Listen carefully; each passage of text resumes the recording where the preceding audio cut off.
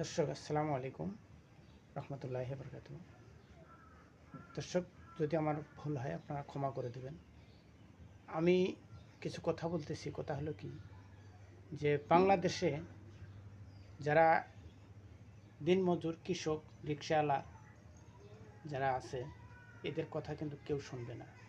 কারণ শুনবে কার কথা?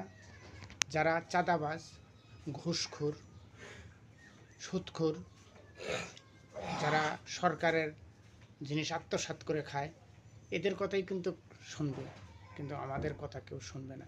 তো তাই আমি বলি যে আমার এক রিকশাওয়ালা ভাই সে কিছু কথা বলতেছে। কথাগুলেন আসলে যদি কথাগুলেন রিকশাওয়ালার যদি ঠিক হয়, আপনারা একটু লাইক, কমেন্ট, শেয়ার এবং সাবস্ক্রাইব করে দেবেন।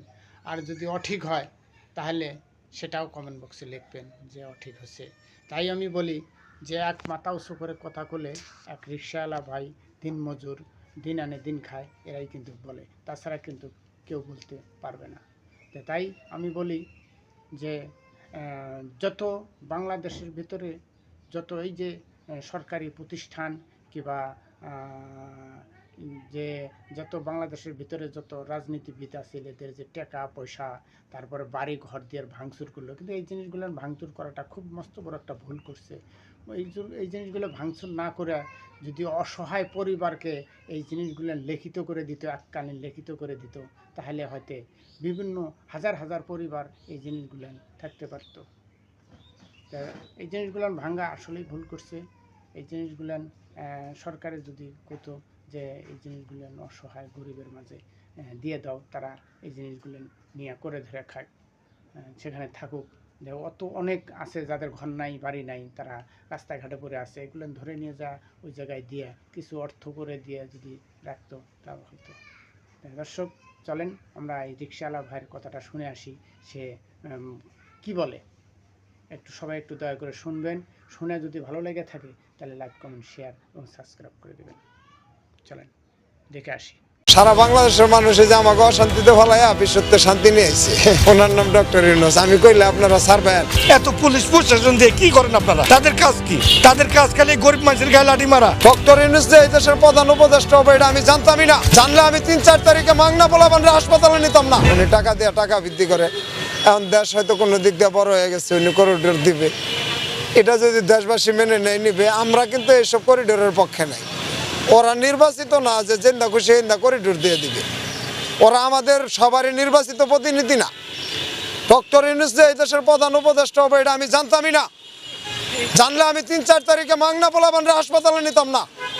আওয়ামী লীগের লোক আমার রাস্তায় ফিরে গেছে, এই পেটা তুই রিক্সা চালায় কি করবি, এই পোলাপানগো নিবি, এখন নিতে পারবি না। আমার গলিতে বাইরে দিচ্ছে না। আমি দুনিয়া ঘুরে বের হয়েছি, আমি জানতামই না যে এই ঘটনা হয়েছে। না, উনি হয়েছে দুষ্কৃ, তাহলে করিডোর দিব কেন? ৫৪ বছরে এই করিডোর নিয়ে মিয়ানমার কি করতেছে দেখেন না? এই রোহিঙ্গাগুলো আমাদের দেশে জায়গা হলো কেন?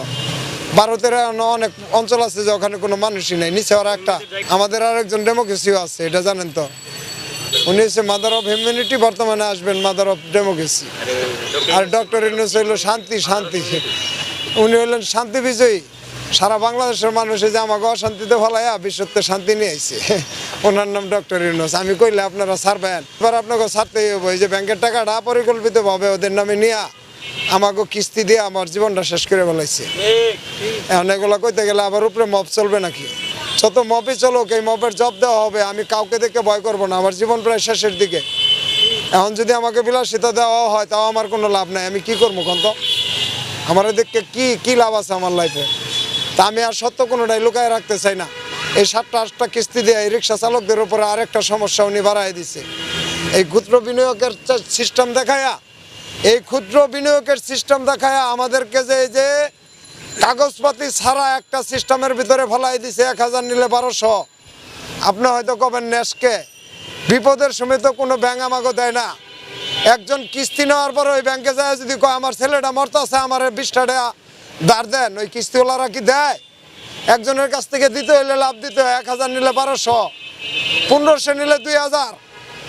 এই যে সুদের মধ্যে উনি আমাকে পরিকল্পিতভাবে ফেলাইছে, উনি কি এবার আমাদের মুক্তি করবে না উনি নিজের মামলা খালাস নিবে? এটা দেশবাসীর কাছে আমি জানতে চাই। রিক্সা লগের জীবনটা শেষ করে লাগছে একদম। উপকারী ঋণ তো আর আনিচ্ছে, ওরা ব্যাংকের টাকা নিয়ে অ্যাপার্টমেন্ট কিনছে 50 বছরের সুদ করব। আর আমার 20,000 টাকা কিস্তি দিছে 1 বছরের সুদ করুন লাগবে। বুঝেন না উপকারী কোনটা? ও মরে গেল আর বাপে সুদ করবে, ওর পোলাই সুদ করবো, আর আমি মরলে আমার লাশ গামছা দিয়ে ডাক্কা দিয়ে তারপরে কিস্তি দিব না। আপনি ব্যাংকের অর্থ হিসাব করেন, আপনি কিস্তি দিচ্ছেন কোন জায়গাতে আমাদেরকে?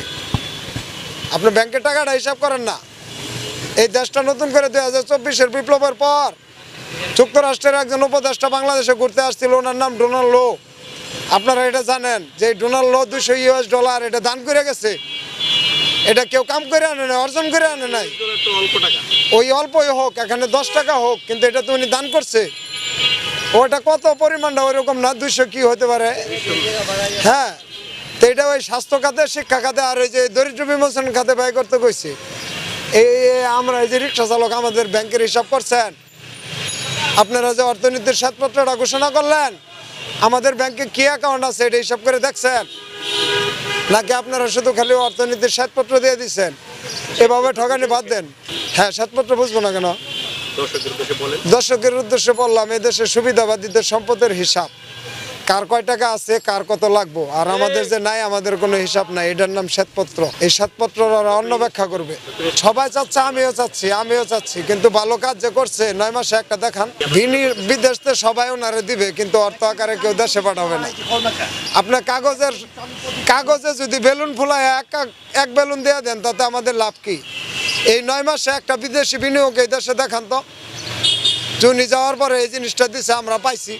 এই রিক্সা চালক ভাইরা, আপনারা কি পাইছেন? জোরে করে আওয়াজ দেন, কি পাইছেন? তাহলে উনি কি পাইলো? চাইনাতে যেটা নিয়ে আসছে, ওই যে $138 কোটি চাইনা দিচ্ছে। এটা আমি শুনছি যে চাইনা দিছে। এগুলো যদি দিয়ে থাকে, তাহলে আমাদের জন্য তো কর্মসংস্থান হয়ে যাবে। না, আমরা অধৈর্য হচ্ছি না তো, আমরা এটার জন্য কোনো আন্দোলন ডাক দিচ্ছি না। ব্যবস্থা যাতে একের হাত ডানি বামে না যায়, পুনর্বাসন চাই রীতিমতন। রিক্সাওয়ালা যারা মারা গেছে গুলি খেয়ে, তাকে চিন্তাও কোনো দিন কেউ করে নাই যে এই লক্ষ্যটা গুলি খেয়ে মারা গেছে, একের বাল বাচ্চার কী অবস্থা। স্বাধীনই মারা গেছে, এখন মারা গেছে, এই যে সামনে কয়দিন গেল এর ভিতরেও মারা গেছে, আপনাকে লাশ টানতে। তো একের জন্যই কোনো ব্যবস্থা কেউ করলো না। রিক্সাওয়ালা মারা গেছে, তার বাসার কি খবর টবর নেই, যিনি কেউ নেয় না। তো তাদের পরিস্থিতি কি, কোথায় বাড়ি, কোথায় ঘর, তারা কীভাবে চলাফেরা করে, খবর নেয় না। যেখানে টাকা আছে, হারাম টাকা খাতে পারবো, ওই রোহিঙ্গার খবর নাই যে রোহিঙ্গার খাদ্য শেষ। বুঝছেন নি? রোহিঙ্গাকে খাদ্য শেষ, তাদের খাদ্যর দরকার, কোন রাষ্ট্রেতে চাইবো। হ্যাঁ, কিন্তু আমরা তো আর রোহিঙ্গা না, আমাদের জন্য কোনো খাদ্য আয় না। আমরা এইভাবেই আমাদের জীবন শেষ হয়ে যাইতেছে। আজকে মানুষ কেন রাস্তায়? আপনার বিল্ডিংয়ের ভিতরে থাকার লোক নাই, বিল্ডিং শ্মশান, ভূত বসবাস করে। আর আজকে মানুষ কেন আপনারা রাস্তায় রাখছেন? যে একজন লোক যে সরকারি মেডিকেল, সরকারি কত বেতন পায়, একজন পা কেটে যাইতেছে, হাত কেটে যাইতেছে, শরীরে অসুবিধা, এদেরকে আটকান ধরে এত পুলিশ প্রশাসন দিয়ে কি করেন আপনারা? তাদের কাজ কি? তাদের কাজ খালি গরিব মানুষের গায়ে লাঠি মারা। সারা বাংলাদেশের মানুষ যে আমাকে অশান্তিতে ফেলাইয়া বিশ্বতে শান্তি নিয়ে আইছে। ওনার নাম ডক্টর ইউনূস। আমি কইলে আপনারা ছাড়বেন? এত পুলিশ প্রশাসন দিয়ে কি করেন আপনারা? তাদের কাজ কি? তাদের কাজ খালি গরিব মানুষের গায়ে লাঠি মারা। ডক্টর ইউনূস যে এই দেশের প্রধান উপদেষ্টা হবে, এটা আমি জানতামই না। জানলে আমি 3-4 তারিখে মাংনা পোলাপানরে হাসপাতালে নিতাম না। উনি টাকা দিয়ে টাকা বৃদ্ধি করে। এখন দেশ হয়তো কোনো দিক দিয়ে বড় হয়ে গেছে, উনি করিডোর দিবে। এটা যদি দেশবাসী মেনে নেয়, নিবে। আমরা কিন্তু এইসব করিডোরের পক্ষে নাই। ওরা নির্বাচিত না যে যেন্দা খুশি এন্দা করিডোর দিয়ে দিবে। ওরা আমাদের সবারই নির্বাচিত প্রতিনিধি না। ডক্টর ইউনূস যে এই দেশের প্রধান উপদেষ্টা হবে, এটা আমি জানতামই না। জানলে আমি 3-4 তারিখে মাংনা পোলাপানরে হাসপাতালে নিতাম না। আওয়ামী লীগের লোক আমার রাস্তায় বিরায় গেছে, এই বেটা তুই রিক্সা চালায় কি করবি? এই পোলাপানগো নিবি, এখন নিতে পারবি না। আমার গলিতে বাইরে দিচ্ছে না। আমি দুনিয়া ঘুরে বের হয়েছি, আমি জানতামই না যে এই ঘটনা হয়েছে। না, উনি হয়েছে দুষ্কি, তাহলে করিডোর দিব কেন? 54 বছরে এই করিডোর নিয়ে মিয়ানমার কি করতেছে দেখেন না? এই রোহিঙ্গাগুলো আমাদের দেশে জায়গা হলো কেন? ভারতের অনেক অঞ্চল আছে যে ওখানে কোনো মানুষই নেই। নিচে ওরা একটা, আমাদের আরেকজন ডেমোক্রেসিও আছে, এটা জানেন তো? উনি হচ্ছে মাদার অফ হিউম্যানিটি, বর্তমানে আসবেন মাদার অফ ডেমোক্রেসি। আর ডক্টর ইউনূস হইল শান্তি। উনি হইলেন শান্তি বিজয়ী। সারা বাংলাদেশের মানুষ যে আমাকে অশান্তিতে ফেলাইয়া বিশ্বতে শান্তি নিয়ে আইছে। ওনার নাম ডক্টর ইউনূস। আমি কইলে আপনারা ছাড়বেন? এবার আপনাকে ছাড়তেই হবে। এই যে ব্যাংকের টাকাটা পরিকল্পিতভাবে ওদের নামে নিয়ে আমাকে কিস্তি দিয়ে আমার জীবনটা শেষ করে ফেলাইছে। এখন এগুলো কইতে গেলে আবার উপরে মব চলবে নাকি?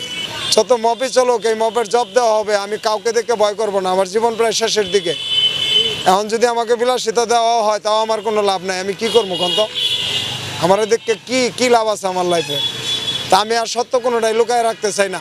এই 7টা কিস্তি দিয়ে এই রিক্সা চালকদের উপরে আরেকটা সমস্যা উনি বাড়াই দিছে। এই ক্ষুদ্র বিনিয়োগের সিস্টেম দেখায়া, আমাদেরকে যে কাগজপাতি ছাড়া একটা সিস্টেমের ভিতরে ফেলাই দিছে। 1000 নিলে 1200। আপনি হয়তো কবেন নেশকে, বিপদের সময় তো কোনো ব্যাংক আমাকে দেয় না। একজন কিস্তি নেওয়ার পর ওই ব্যাংকে যায় যদি কয় আমার ছেলেটা মরতেছে, আমার 20 টাকা ধার দেন, ওই কিস্তিওয়ালারা কি দেয়? একজনের কাছ থেকে দিতে হইলে লাভ দিতে হয়। 1000 নিলে 1200, 1500 নিলে 2000। এই যে সুদের মধ্যে উনি আমাকে পরিকল্পিতভাবে ফেলাইছে, উনি কি এবার আমাদের মুক্তি করবে না উনি নিজের মামলা খালাস নেবে? এটা দেশবাসীর কাছে আমি জানতে চাই। রিক্সা লগের জীবনটা শেষ করে লাইছে একদম। উপকারী ঋণ তো ওরা নিচ্ছে, ওরা ব্যাংকের টাকা নিয়ে অ্যাপার্টমেন্ট কিনছে, 50 বছরের সুদ করব। আর আমার 20,000 টাকা কিস্তি দিছে, 1 বছরের সুদ করুন লাগবে। বুঝেন না উপকারী কোনটা? ও মরে গেলে ওর বাপে সুদ করবে, ওর পোলায় সুদ করবো, আর আমি মরলে আমার লাশ গামছা দিয়ে ডাক্কা দিয়ে তারপরে কিস্তি দিব। আপনি ব্যাংকের অর্থ হিসাব করেন, আপনি কিস্তি দিচ্ছেন কোন জায়গাতে আমাদেরকে? আপনি ব্যাংকের টাকাটা হিসাব করেন না। এই দেশটা নতুন করে 2024-এর বিপ্লবের পর যুক্তরাষ্ট্রের একজন উপদেষ্টা বাংলাদেশে ঘুরতে আসছিল, ওনার নাম ডোনাল্ড লো। আপনারা এটা জানেন যে ডোনাল্ড লো $200 এটা দান করে গেছে। এটা কেউ কাম করে আনে না, অর্জন করে আনে নাই। ওই অল্পই হোক, এখানে 10 টাকা হোক, কিন্তু এটা তো উনি দান করছে। ওটা কত পরিমাণটা ওইরকম না, 200 কি হতে পারে? হ্যাঁ, তো এটা ওই স্বাস্থ্য খাতে, শিক্ষা খাতে, আর ওই যে দরিদ্র বিমোচন খাতে ব্যয় করতে কইছে। এই আমরা এই যে রিক্সা চালক, আমাদের ব্যাংকের হিসাব করছেন? আপনারা যে অর্থনীতির শ্বেতপত্রটা ঘোষণা করলেন, আমাদের ব্যাংকে কি অ্যাকাউন্ট আছে এটা হিসাব করে দেখছেন? নাকি আপনারা শুধু খালি অর্থনীতির শ্বেতপত্র দিয়ে দিচ্ছেন? এভাবে ঠকানি বাদ দেন। হ্যাঁ, শ্বেতপত্র বুঝবো না কেন? দর্শকের উদ্দেশ্যে বললাম, এই দেশের সুবিধাবাদীদের সম্পদের হিসাব, কার কয় টাকা আছে, কার কত লাগবো। আর আমাদের যে নাই, আমাদের কোনো হিসাব নাই। এটার নাম শ্বেতপত্র। এই শ্বেতপত্র অন্য ব্যাখ্যা করবে। সবাই চাচ্ছে, আমিও চাচ্ছি, কিন্তু ভালো কাজ যে করছে 9 মাসে একটা দেখান। বিদেশে সবাই ওনারে দিবে, কিন্তু অর্থ আকারে কেউ দেশে পাঠাবে না।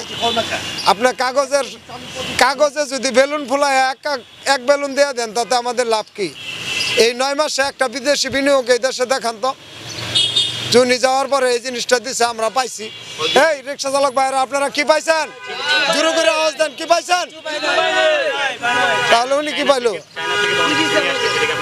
চাইনাতে যেটা নিয়ে আসছে, ওই যে $138 কোটি চাইনা দিচ্ছে।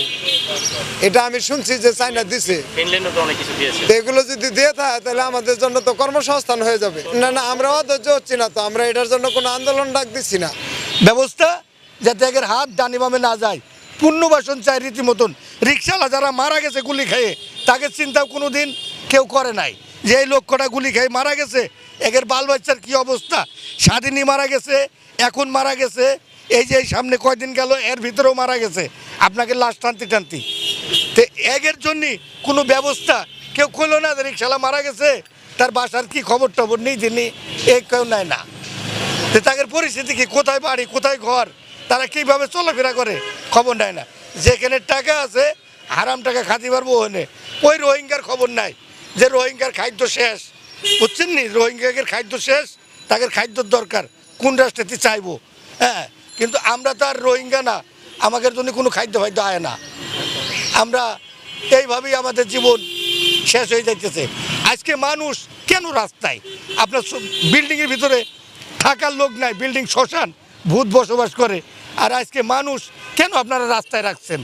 যে একজন লোক যে সরকারি মেডিকেল, সরকারি কত বেতন পায়, একজন পা কেটে যাইতেছে, হাত কেটে যাইতেছে, শরীরে অসুবিধা, এদেরকে আটকান ধরে এত পুলিশ প্রশাসন দিয়ে কী করেন আপনারা? তাদের কাজ কি? তাদের কাজ খালি গরিব মানুষের গায়ে লাঠি মারা। দর্শক, আপনারা তো ভিডিওটা দেখলেনই। তা ভিডিওটা রিক্সাওয়ালা যা বলছে আসলে কার্যকারী, আসলে সত্য। বাংলাদেশে যেটা নৈরাকার শুরু হয়েছে, আসলে কিন্তু রিক্সাওয়ালাটা খারাপ বলে নাই, রিক্সাওয়ালাটা কিন্তু ভালোই বলছে। তা আমরা যারা আছি, যারা দিনমজুর, এদের কিন্তু আমরা কোনো সহযোগিতা কোনো কিচ্ছু পাবো না, যে কোনো সরকার আসুক।